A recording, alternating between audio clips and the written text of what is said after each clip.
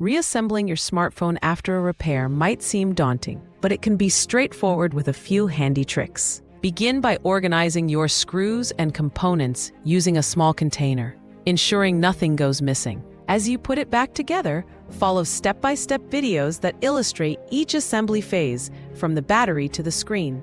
Remember to handle connectors gently to avoid damaging them. When faced with stubborn adhesives, a little heat from a hairdryer can soften it, making separation easier. With patience and these tips, you'll not only save money, but also gain the confidence to tackle your future tech repairs.